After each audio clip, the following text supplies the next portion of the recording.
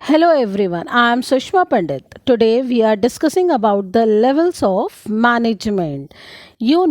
Every individual in the hierarchy is responsible for successful completion of a particular task. इस level में जितने भी लोग होते हैं लेवल ऑफ मैनेजमेंट में, तो हर एक इंडिविजुअल ज़िम्मेदार होता है, रिस्पॉन्सिबल होता है किसी पर्टिकुलर टास्क के सक्सेसफुल के लिए।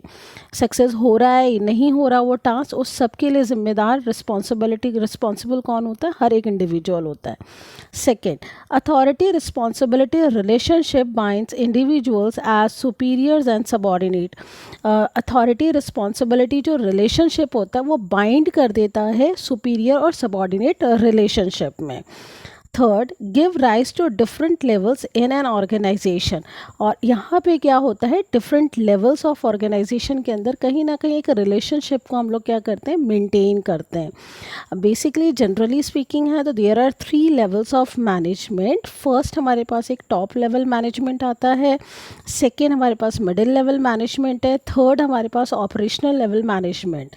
Now we have to see the top level management में कौन कौन से लोग आते हैं।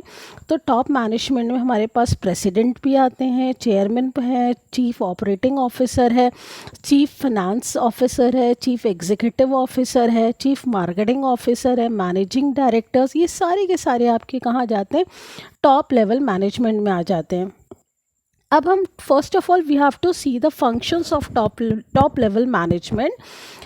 सबसे पहला जो इनका काम होता है, complex and stressful demanding long hours and commitment to the organisation. जो टॉप लेवल मैनेजमेंट में होते हैं ये लोगों का जो काम होता है ना, बहुत स्ट्रेसफुल होता है, बहुत कॉम्प्लिकेटेड होता है, कॉम्प्लेक्स होता है, और इसमें इनको बहुत ज़्यादा वक्त देना पड़ता है और पूरे फुल कमिटमेंट के साथ में यहाँ पे इन्हें अपने ऑर्गेनाइजेशन के लिए काम करना होता है।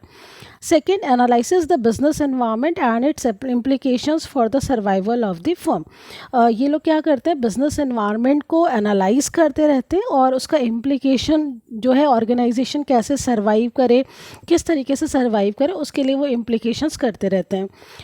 They are responsible for the welfare and survival of the organisation. Yes, top level management totally responsible होता है ऑर्गेनाइजेशन के वेलफेयर और सर्वाइवल के लिए, क्योंकि उनका एक सिंगल कोई गलत डिसीजन आ जाता है तो वो कहीं ना कहीं आपके ऑर्गेनाइजेशन को क्या करता है, डाउन चला जाएगा आपका ऑर्गेनाइजेशन।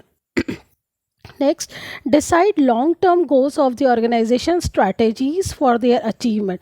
Basically ये क्या करता है, long term goals, top level management क्या करता है, लॉन्ग टर्म गोल्स को सेट करता है, डिसाइड करता है और उसको उस ऑर्गेनाइजेशन के लिए स्ट्रैटेजीज भी बनाने का काम कौन करता है, आपका टॉप लेवल मैनेजमेंट करता है। Now we have to see the middle level management में, देखते हैं कौन कौन से लोग आ जाते हैं मिडिल लेवल मैनेजमेंट में। All the heads of the organisation, जैसे कि प्रोडक्शन मैनेजर हो गए, मार्केटिंग मैनेजर है, आपके ह्यूमन रिसोर्सेज मैनेजर हैं, फाइनेंस मैनेजर हैं, ये सारे के सारे कहाँ आ जाते हैं, मिडिल लेवल मैनेजमेंट में आ जाते हैं।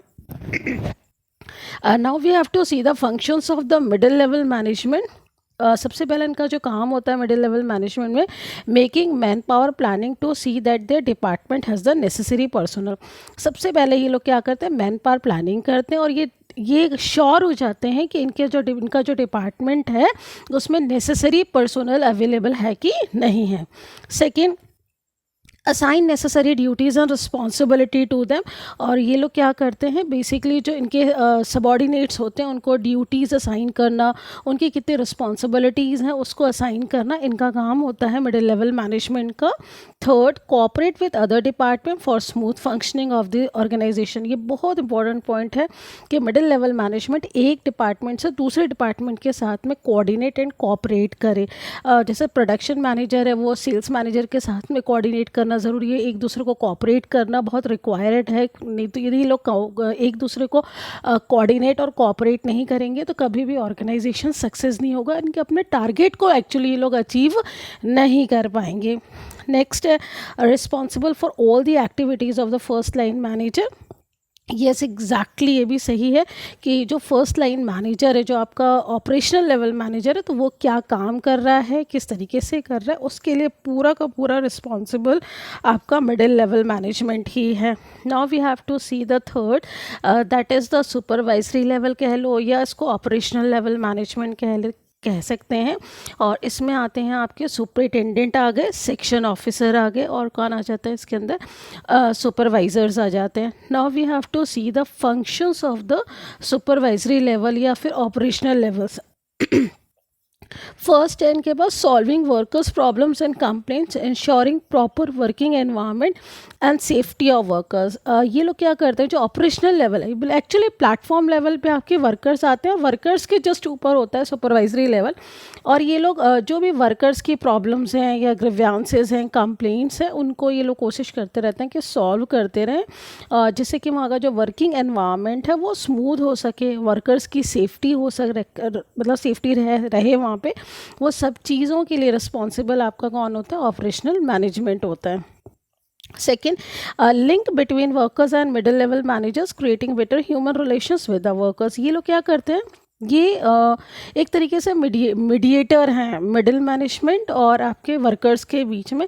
यदि वर्कर्स की कोई कंप्लेंट्स है, ग्रीवेंसेस है, तो वो मिडिल लेवल तक बताते हैं, और मिडिल लेवल से कोई इंस्ट्रक्शंस आ रहे हैं, कोई गाइडेंस है, तो गाइडलाइंस आ रही हैं, तो वो पास ऑन करते हैं कहाँ तक, आपके वर्कर्स तक. Next, third, instructions of the middle management to the workers are passed.